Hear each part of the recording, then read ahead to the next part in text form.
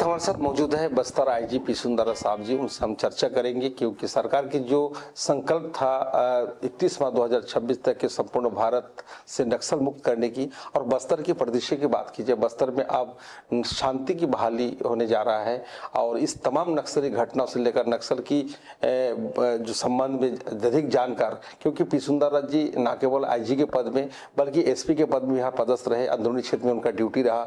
शुरू से ही वो नक्सलियों की गतिविधियों पर उनका नजर बनी हुई है और यही वजह है कि अब नक्सल की जो एक्सपर्ट भी कहा जाए उनसे हम सीधा चर्चा करेंगे। सर, आई न्यूज़ 24 में आपका स्वागत है। जी नमस्कार सर, बस्तर में की अगर बात की जाए, बस्तर का बात जैसी ध्यान में आती है तो नक्सली की नाम सामने आ जाता है। और आपका यहाँ पर कई पदों में आप होकर यहाँ कार्यरत सेवाएं दी, जिसमें आपका पदस्थ हुआ था। उस समय बस्तर की परिस्थितियाँ कैसी थी, नक्सली किस चरम पर था और अब क्या स्थिति है सर? विगत लगभग 30-40 वर्षों से लेफ्ट विंग एक्सट्रीमिज्म भारत देश के लिए काफ़ी एक बड़ी इंटरनल सिक्योरिटी चुनौती रहा। इस चुनौती से बस्तर क्षेत्र भी प्रभावित रहा, क्योंकि इधर का भौगोलिक परिस्थिति है, इधर का घने जंगल है और अन्य जितना भी कठिन परिस्थिति है, जैसे केरल राज्य से भी हम बस्तर क्षेत्रफल से बड़ा जो संभाग इलाका है, इन सब परिस्थिति कारण से मोदी द्वारा बस्तर इलाकों को अपना आधार क्षेत्र मानने के लिए, आधार क्षेत्र बनाने के लिए काफ़ी कुछ उन्होंने क्षेत्र की जनता को जंगल जमीन के विषय पर दिग्भ्रमित किया, उनको गुमराह किया गया और अन्य जो परिस्थिति को अपना पक्ष में यूज करते हुए इधर आधार क्षेत्र को बढ़ा दिया गया। इस समस्या को समाधान करने के लिए शासन द्वारा समय समय पर अलग अलग कार्य योजना भी लेकर आए थे। वर्तमान में 2026 में हम नक्सल मुक्त बस्तर का एक संकल्प के साथ अभी काम कर रहे हैं। कहीं ना कहीं ये संकल्प अभी पूरा होते नजर आ रहे थे। चुनौतीपूर्ण समय में भी जो इधर के बस्तर के जो हमारा सब बल सदस्य है, इधर के अधिकारीगण, क्षेत्र की जनता और सभी स्टेक होल्डर्स ने, मीडिया से लेकर जनप्रतिनिधि से लेकर सभी समस्त स्टेक होल्डर्स ने इस समस्या को समाधान करने के लिए लगातार अपना कार्य किया। कई हमारे जवानों का बलिदान भी हुआ, उनका सर्वोच्चतम शहादत भी हुआ और क्षेत्र के निर्दोष ग्रामीण का, मीडिया कर्मी का, जनप्रतिनिधि का भी नक्सल समस्या को समाधान करने की दिशा में उनका भी बलिदान हुआ। इन सब विषय को आगे बढ़ते बढ़ते हम लोग अभी वर्तमान में जो नक्सल मुक्त बस्तर का एक संकल्प को कहीं ना कहीं पूरा होते हुए देखने के लिए मिल रहा है। सर, बस्तर की जो युवा है वो वास्तव का जो बहुत सरल स्वभाव के होते हैं, आपका क्या अनुभव है कि इनकी मन को बरगलाने के लिए, इसकी माइंड को डाइवर्ट करने के लिए वो कौन लोग थे जो बस्तर को अशांत करने की दिशा में उसका हाथ रहा? आपका क्या अनुभव है सर? मोदी संगठन के जो थिंक टैंक है, जो आंध्र प्रदेश, तेलंगाना और अन्य जो प्रांतों से जो सेंट्रल कमेटी मेंबर्स है, पोलिट ब्यूरो मेंबर्स है, वो टॉप लेवल के लीडरशिप रहते हैं, वो बाहर प्रांत के रहते हैं और इधर क्षेत्र का युवा युवतियों को शुरू में जंगल जमीन के मुद्दे पर उन्हें दिग्भ्रमित करके गुमराह कर और कई इलाका में कंपलसरी भर्ती के माध्यम से उन्हें कम उम्र के बालक बालिका को, युवा युवतियों को संगठन में भर्ती की जाती, बाद में उनको हिंसात्मक गतिविधि में भी उनका शामिल की जाती है। इस प्रकार मोदी द्वारा क्षेत्र की जनता को अपने कब्जा में रखने के लिए अलग अलग तरीके का हथकंडे को अपनाए गए थे। लेकिन वर्तमान में क्षेत्र की जनता मोदियों का जो असली चेहरा है, विकास विरोधी, जन विरोधी, आदिवासी विरोधी चेहरा को देख लिया, जान लिया, पहचान लिया। इसलिए मोदी को इस प्रकार का कॉन्स्पिरेसी वर्तमान में कोई काम नहीं आ रहा है। उल्टा मोदी के संगठन का टॉप लेवल लीडरशिप है पूर्ण रूप से अभी समाप्त हो चुकी है। आखिरी जो महोदयों का जो टॉप लेवल कैडर थे, पापा राव, दिनांक 25 मार्च 2026 को उन्होंने भी पुनर्वास कर लिया है। वर्तमान में महोदयों के संगठन में किसी प्रकार का टॉप लेवल कैडर से सभी नहीं बचे और मात्र कुछ गिने चुने जो लोकल लेवल कैडर्स अभी भी है, उनसे भी लगातार हमारा अपील जारी है और आशा है आगामी 24 घंटे 48 घंटे में वो भी हिंसा का रास्ता छोड़कर मुख्यधारा में आ जाएगी। उसी हिसाब से काफ़ी पॉजिटिव संकेत भी हमको मिल रहा है। नहीं तो फिर कानून अपना कार्रवाई लगातार करेगा। इसलिए वर्तमान में जो बस्तर के संभाग के अंतर्गत एक सकारात्मक परिस्थिति हमको देखने मिल रहा है और आने वाले समय में भी हिंसात्मक गतिविधि की किसी प्रकार का कोई स्थान या कोई रास्ता बस्तर में नहीं मिलेगा। सर, नक्सली जो संघर्ष विराम किया गया है, क्योंकि इस नक्सली की अगर बात कीजिए, आपका अनुभव काफ़ी है, इसमें देखा गया कि नक्सली जो युवा उसमें शामिल है, उसकी कई ज़्यादा संख्या महिला भी शामिल है। तो महिला की उनके शामिल होने के पीछे क्या कारण है? क्या यहाँ के लोगों से उत्पीड़ित होते थे? क्या उनको शोषण किया जाता था? क्या आपके अनुभव क्या कहते हैं सर? मोदियों की जो सिद्धांत से प्रभावित होकर मोदी संगठन में भर्ती होने वाला कैडर्स की संख्या काफ़ी कम है, मतलब बिल्कुल ना के बराबर है। अधिकतम कैडर्स जो कंपलसरी रिक्रूटमेंट के माध्यम से मोदी के टॉप लेवल लीडरशिप द्वारा गांव-गांव में पूर्व में मीटिंग लिए जाते हैं। उन इलाका में उस समय इतना थाना या सुरक्षा बल नहीं थे, उसका फ़ायदा उठाकर मीटिंग लेकर उधर का युवा युवती को, कम उम्र का बालक बालिकों को गाँव से आइडेंटिफाई करके उनको नॉमिनेट की जाती है। आपको आगे से हमारा संगठन में काम करना चाहिए करके उनके पास और कोई विकल्प नहीं रहता, क्योंकि बंदूक के नोक पर उनको यदि कोई मीटिंग लेकर भर्ती कर रहा है, जो क्षेत्र के ग्रामीण के पास भी ज़्यादा कोई विकल्प नहीं रहते हैं। उसमें बच्चियाँ भी है, महिला भी है, उसका कंपलसरी रिक्रूटमेंट के माध्यम से नक्सल संगठन में भर्ती की जाती है। बाद में जैसे उनका समझ में आ जाते हैं नक्सल संगठन से, नक्सल गतिविधि से क्षेत्र की जनता को किसी प्रकार का कोई फायदा नहीं होते, कोई लाभ नहीं होते, उल्टा निर्दोष ग्रामीण माओवादी गतिविधि का काफ़ी बड़ी शिकार हुआ है। यदि हम संख्या के हिसाब से बात करेगा, जो विगत यदि 25-30 साल में बस्तर संभाग के अंतर्गत 2000 से अधिक निर्दोष ग्रामीण महिला बच्चे जो माओवादी की हिंसात्मक गतिविधि कारण से उनका जान चले गई, कई लोग का जैसे संपत्ति का नुकसान हुआ, कई लोग का जो आईडी ब्लास्ट के कारण से उनका आंखों की रोशनी चले गई, पैर उड़ गए थे। इस प्रकार माओवादी गतिविधि कारण से सिर्फ और सिर्फ नुकसान ही हुआ है। इस बात को समझकर वापस मुख्य धारा में लौटने के लिए उनके पास उस समय ज़्यादा कोई विकल्प नहीं रहेगी, लेकिन अभी विगत यदि 2-3 साल के बात करेगा, काफ़ी उनके पास विकल्प है।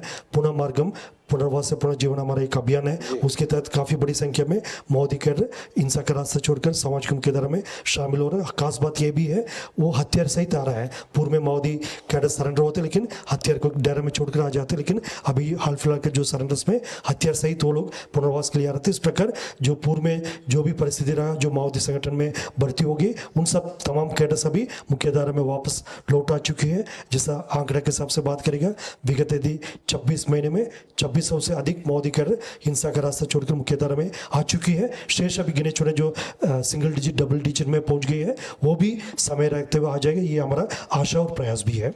सर, नक्सली में कोई विंग होता है, आपको बहुत अनुभव है, कितना विंग है सर, क्या क्या काम होती है उसकी?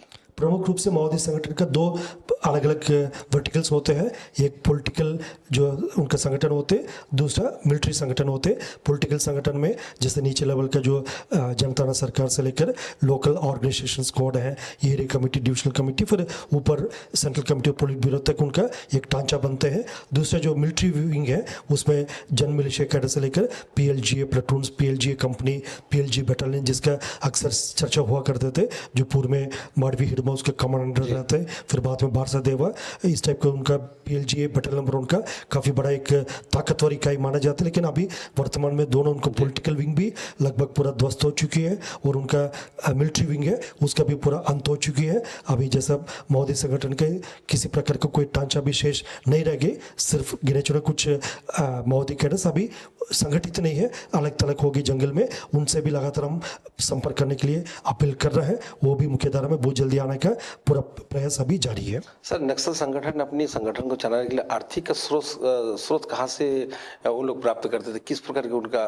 गतिविधि रहता था सर? माओवादी संगठन द्वारा पूर्व में क्षेत्र की जनता को डरा धमकाकर लेवी वसूल की जाती है। तेंदुपत्ता के सीजन में उनसे पैसा वसूल की जाती है और माओवादी संगठन द्वारा इवन गरीब लोग से भी पार्टी के चंदा के नाम पर, पार्टी फंड की नाम पर उनसे भी पैसा वसूल करते। इस प्रकार इलीगल और एक्सटॉर्शन तरीके से उनका जो पूरा आर्थिक स्रोत रहते हैं, क्योंकि ये तो प्रतिबंधित और गैरकानूनी संगठन, उनके पास ऐसा कोई लीगल फंड का कोई साधन नहीं रहते हैं।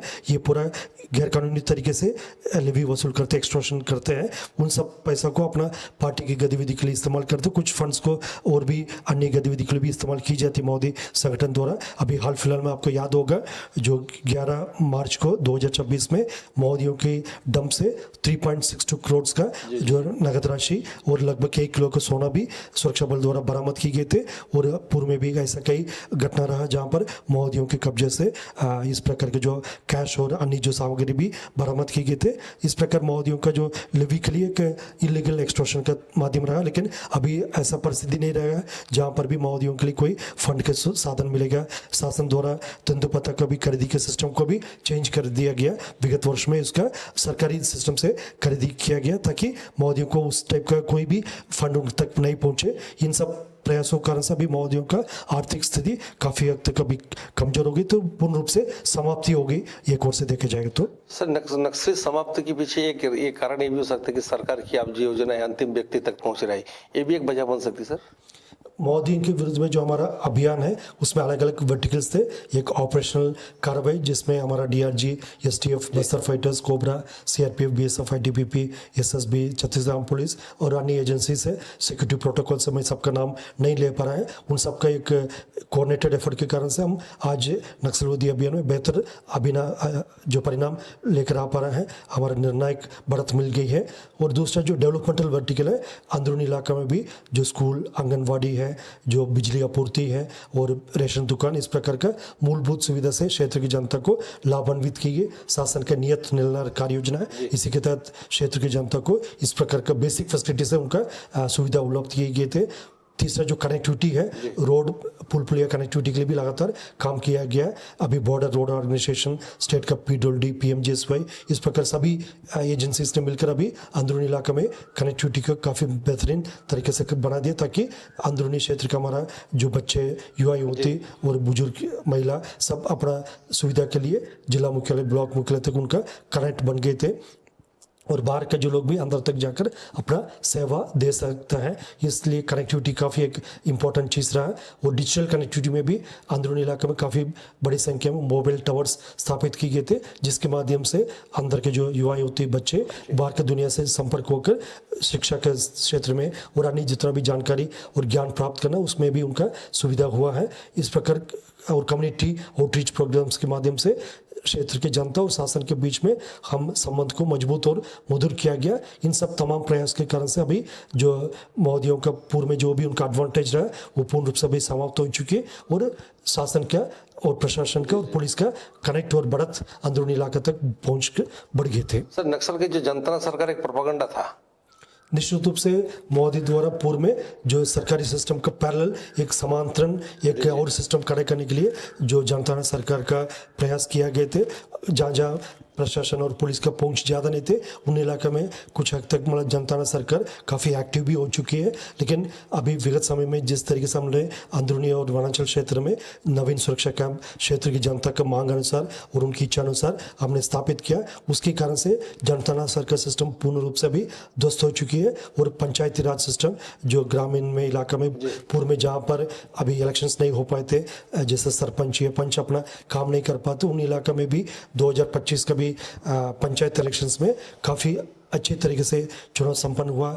कम उम्र का जो युवती युवा सब लोग ने सरपंच से लेकर पंच और जिला पंचायत सदस्य, जनपद सदस्य बना, ताकि वो अपने क्षेत्र की रक्षा के लिए, अपने क्षेत्र के विकास के लिए खुद एक योगदान दे सकता है। इसलिए अभी जनता सरकार सिस्टम को हम पूर्ण रूप से समाप्त कर जो नॉर्मल अभी पंचायत राज सिस्टम का जो 3 टायर सिस्टम होते हैं, ग्रामीण सिस्टम, ग्रामीण इलाका में पंच, सरपंच, जनपद सदस्य, जनपद अध्यक्ष और जिला पंचायत सदस्य, इस टाइप का जो 3 टायर सिस्टम उसका एक्टिवेट किया गया। उसका परिणाम आने वाले समय और बेहतर हमको देखने के लिए मिलेगा। सर, हम ये कह सकते हैं कि नक्सली का जो असली चेहरा है वो आप जनता के सामने आ गया है और एक वजह है कि अब जो जनता है नक्सली को धुतकार रहे हैं और वो मायूस होकर वापस लौट रहे हैं।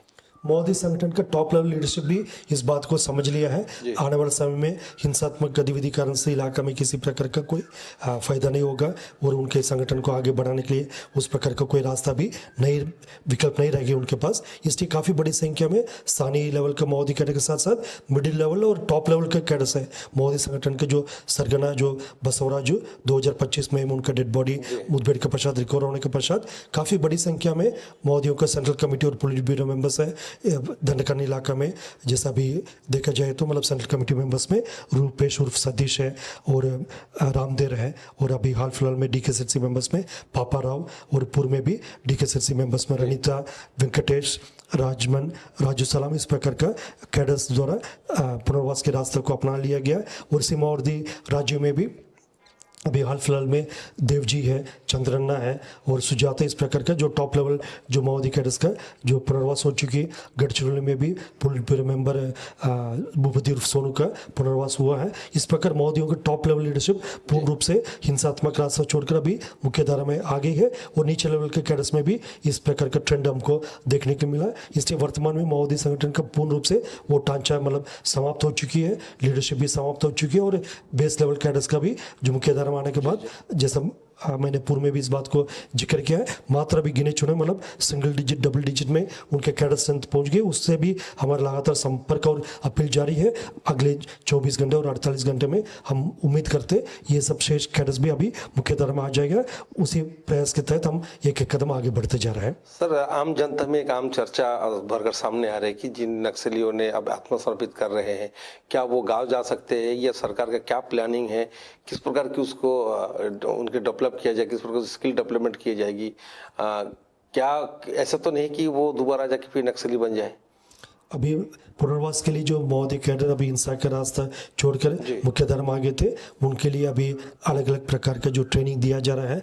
उनके लिए स्किल डेवलपमेंट में कोई टेलरिंग का काम सीख रहा है, कोई मोटर व्हीकल चलाने का काम सीख रहा है, या कोई इलेक्ट्रिशियन का काम। इस प्रकार अलग अलग ट्रेड में उनका ट्रेनिंग दी जा रही है। कुछ सरेंडर कैडर्स ने अभी ट्रेनिंग के पश्चात अभी कैफे भी संचालित कर रहा है। इस प्रकार एक सकारात्मक और एक शांतिपूर्ण जीवन जीने के लिए उनके सभी प्रकार का सहायता शासन की जो पॉलिसी के तहत अभी उनकी सुविधा उपलब्ध की जा रही है। आने वाले समय में उनके इच्छा अनुरूप वापस यदि गांव जाना चाहते हैं, समाज भी उनको स्वीकार कर रहा है। अभी आपने देखा होगा बड़ी बड़ी जो पुनर्वास कार्यक्रम है, समाज के प्रमुख भी आकर उन्हें गुलाब का फूल देकर उनका समाज में वापस रीइंटीग्रेट करने के लिए उनका आश्वासन दे रहे हैं। इस प्रकार आने वाले समय में जो पुनर्वास के लिए सामने आगे कैडर है, वो वापस गाँव जाकर अपना परिवार के साथ रह सकता है, एक शांतिपूर्ण और पारिवारिक जीवन जी सकता है। उसके लिए सभी प्रकार का सहायता शासन भी करेगा, प्रशासन भी करेगा, और साथ साथ समाज के लोग भी इसमें आगे आकर इसमें मदद कर रहे हैं। और कुछ लोग यदि मुख्यालय में रहना चाहते हैं, उनके लिए भी सभी प्रकार का सहायता दिया जाएगा, ताकि उनका समाज में पुनः रीइंटीग्रेशन का जो हमारा प्रयास है वो पूर्ण रूप से होगा, ताकि पुनः वापस किसी विषय को लेकर उनका हिंसात्मक रास्ते में उनका जाने का कोई कारण नहीं बन सकता, और उनके लिए ऐसा प्रकार का कोई परिस्थिति भी निर्मित ना हो। उसी को ध्यान में रखकर पुलिस प्रशासन शासन के मार्गदर्शन में लगातार काम करेगा। सर, अभी अगर पूरी इस कार्यकाल की बात कीजिए, पूरी परिदृश्य की बात किया, आपका अनुभव क्या रहा सर? ये संपूर्ण जो अभी अभियान के पीछे एक टीम वर्क है, जो हमारे 7 जिला में पुलिस अधीक्षकगण के अधीनस्थ में जितना भी अधिकारी और बल सदस्य है, वो सेंट्रल पैरामिलिट्री फोर्सेस का भी है, जिला प्रशासन का भी, और क्षेत्र के नागरिक हैं, और मीडिया के साथीगण हैं, जनप्रतिनिधिगण हैं, और सभी वर्ग के लोग हैं, जो व्यापारी से लेकर जो किसान से लेकर सभी ने इस एक संकल्प को अपना एक व्यक्तिगत संकल्प के रूप में इसको लेते हुए जो नक्सल गतिविधि को समाप्त करने के लिए और इलाका में शांतिपूर्ण वातावरण निर्मित करने के लिए अपना अपना योगदान दिया, जिसके कारणवश हम आज इस परिस्थिति को देखने के लिए मिल रहा है। जो 40 साल पहले 30 साल पहले नक्सल घटना के कारण से जो बस्तर का एक नकारात्मक पहचान बन गए थे, वो पहचान अभी बदल कर बस्तर का सांस्कृतिक विरासत है, इधर का प्राकृतिक सौंदर्यता है। बस्तर दशहरा अनोखा एक फेस्टिवल है जो 75 दिन चलने वाला दुनिया के एकमात्र जो फेस्टिवल है। इधर के जो हांदावाड़ा वाटरफॉल्स है, नंबी वाटरफॉल्स है, कुडुमसर, चित्रकूट है, तीर्थगढ़ है, और अन्य जितना भी इस टाइप के इको टूरिज्म के लिए, होम स्टे के लिए जो संभावना है, इन सब विषय को लेकर अभी एक पॉजिटिव आइडेंटिटी बन रहा है। और आने वाले समय इस सब परिस्थिति कारण से क्षेत्र के युवा युवती को एक रोजगार साधन भी मिलेगा, और बस्तर के बारे में लोग बाहर की दुनिया में एक अच्छा अनुभव लेकर जाएगा। अभी बस्तर को देखने के लिए काफ़ी बड़ी संख्या में टूरिस्ट बस्तर में आ रहा है। इधर का प्राकृतिक सौंदर्यता का, इधर का जो सांस्कृतिक विरासत को स्वयं देख रहे महसूस कर रहा है। बस्तर ओलंपिक्स, बस्तर पंडुम, इस प्रकार का आयोजन के माध्यम से बस्तर के बारे में काफ़ी एक अच्छा पॉजिटिव संदेश बाहर की दुनिया में जा रहा है। इस विषय को लेकर हम आने वाले समय में भी लगातार प्रयास करेगा, बात करेगा, काम करेगा, ताकि बस्तर का एक नया पॉजिटिव आइडेंटिटी प्राप्त हो सकता है। तो निश्चित रूप से हमारे साथ मौजूद है बस्तर आईजी सुंदरराज जी। उन्होंने अपना कार्यकाल से लेकर अब नक्सली ऑपरेशन का तमाम जो बातें वो शेयर किया है कि किस तरह से नक्सली संगठन का उदय हुआ है, किस प्रकार के नक्सल संगठन अपना काम किया है, किस तरह से अब नक्सल संगठन अब बैकफुट में आकर मुख्यधारा में जुड़ रहा है। ये तमाम चर्चा के लिए सर आपको बहुत बहुत धन्यवाद।